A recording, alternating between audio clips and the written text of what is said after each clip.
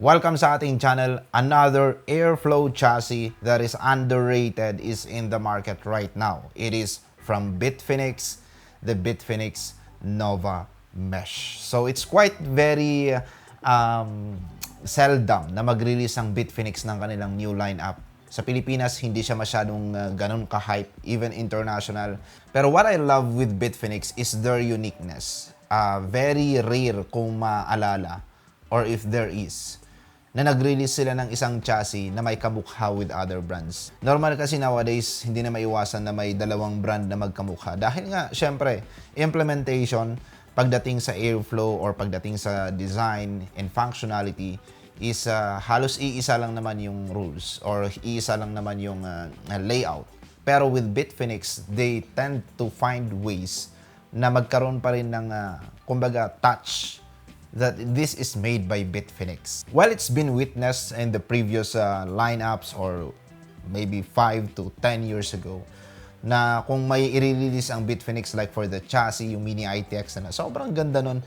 And for years, halos walang naging kaparehas yung mga chassis na yun. Same with the ATX variants. Pero for this time, as the trend is going for the best airflow chassis, kumbaga bumabalik dun sa part na yun, dahil nga for these features ng mga processors that if there's a better cooling, there's a better boost in performance. We'll find out if Bitfenix got a very functional design this time.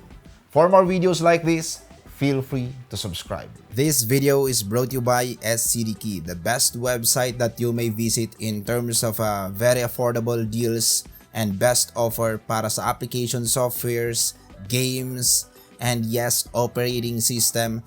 And there you are, you may check the Windows 10 Pro, and by using our promo code, ma-avail mo lang siya ng around $14.95 or 700 plus pesos. That's it mga kaibigan. Check the description below. May mga links po tayo dyan to go directly sa kanilang website. As I have said earlier, sabi ko nga, Bitfenix is really one of the underrated brand. Pero matagal na po sila. It's been years, like one of the OG brands pagdating sa PC casing. And let's start with the front panel. One of the common things na sinasabi ko, sana ginagawa na ng mga chassis is i-maximize nila yung side part ng frame ng front panel para magkaroon pa rin ng side vent. So it's kind of a 180 degrees na mesh. And this is what Bitfenix did here. Ayun. Pati yung side, mesh din siya. And it's been a long time na sinasabi ko yun lagi, lalong-lalo na pag-restricted yung front panel. Like, it's a minimalist design, so why not maximize yung side vent? We'll find out that later pagdating sa benchmark. Pagdating naman sa top, nandito yung mga buttons and ports, front panel ports. And then going sa rear side, nandito makikita nyo yung expansion slot covers, removable siya. And there's also a pre-installed fan, 120mm. And that is the same with the front. Meron ding tatlong 120mm fans na pre-installed. Now, as I have said before, pag ang isang chassis merong pre-built fans na included, automatically as end user, siguradong steal deal yan. Kasi kadalasan 50% yung matitipid mo if that is the case. Kasi if you will buy a chassis, then you will buy a fan, you will end up always na mas mahal. If not 30%, that is 50% na mas mahal compared sa pagbili ng isang chassis na meron ng kasamang pre-installed fans. And this comes with 4. Pagdating sa loob, makikita nyo yung PSU shroud. It's very plain, no cutouts, just for the cutouts ng pagra-route sa mga cables ng front panel. And then sa harap, meron din siyang cutouts for installation ng radiator na 360mm. So you can install 360mm radiator and 240mm radiator or 120mm rad. Pero syempre, if you have 120mm rad, dito na yan sa rear. Sa top, you can do 240 and also 120. Pero ideal radiator for the top is 240mm. And then of course, the rubber grommets, hindi nila in-overlook yan. That is a must-have thing ng isang chassis ngayong 2021. There's nothing fancy inside. Actually, pag tiningnan mo siya, plain lang siya, simple lang. I just wish na sana ang ginawa nila dito sa rivets ng PSU shroud is Kahit pa paano, sana hindi rivets yung ginamit. Medyo nakakaasiwalang tingnan na mayroong dalawang or apat na rivets sa top ng shroud. Kumbaga nakaka-chipipay kasi tingnan pag ganun. And sana merong cutouts din para dun sa pag-route ng PCIe cable. So there's quite a struggle pagdating sa pag-route ng GPU PCIe cable kung ito yung chassis na gagamitin nyo. So I wish na sana dito naglagay sila. It's for better and cleaner cable management din. The tempered glass is 4mm.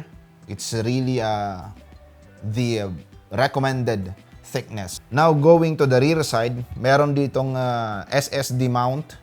So pwede ka mag-mount ng 1 SSD and then HDD cage naman dito sa baba. That is hindi rin adjustable. So rivets din siya, hindi siya naka-screw. So for power supply installation, medyo may konting struggle din. Pero for the price, marami silang hindi na overlook na very good features. It's just medyo ang na-overlook nila is more on the things for the clearance, the HDD cage. Pero for me kasi parang wala namang cost cutting na mangyayari kung ang gagawin sana nila is pwedeng i-adjust yung may screw sana. Wala namang cost cutting yun instead of using rivets pagdating sa assembly. So sayang. Moving on, the cable management clearance is good. And the cables of the fans is split type cables, so you don't need to have a hub. And lastly, merong dust filter sa top, sa bottom, and then dito sa front. Yung sa top and bottom, yung pinakamadaling tanggalin. Sa front, medyo may konting struggle. Hindi siya ganun ka-friendly na implementation ng dust filter. Yung nakadikit siya mismo dun sa front mesh grills. Dapat sana medyo naka-offset ng konti. Kasi pag once na nag-alikabok, medyo bakat na bakat dun sa front grills yung trace ng alikabok kung saan mas maraming pumasok. And that is quite the downside of this chassis. Pero functionality-wise, budget-wise, price-wise, I think this is a steal. It's kinda underrated brand given their history pagdating sa PC case. Pero hype lang talaga ang kulang nila to be recognized again in the Philippine market or even international market. They are doing great pagdating sa price to performance ratio. Now the question is, will I recommend this chassis or not? Yes, I really recommend this chassis, especially for budget consumers. If you want price to performance chassis, this is one of them. The only reason na lang siguro na magbo-backpedal kayo dito sa chassis na to is yung mga negative things or feedback na sinabi ko kanina. Pero if we will not consider those and we just want something that is really good pagdating sa airflow, just look at the benchmark. Benchmark won't lie. This is really a great chassis that you must have. Bitfenix Nova RGB yung meron sa akin ngayon. There is an ARGB variant. Meron ding mas compact na variant. So you may just check those online. I don't know kung meron na sa Pilipinas, pero feel free to check them. Well, that's it mga kaibigan. This is our quick review pagdating sa Bitfenix Nova chassis. For more videos like this, feel free to subscribe.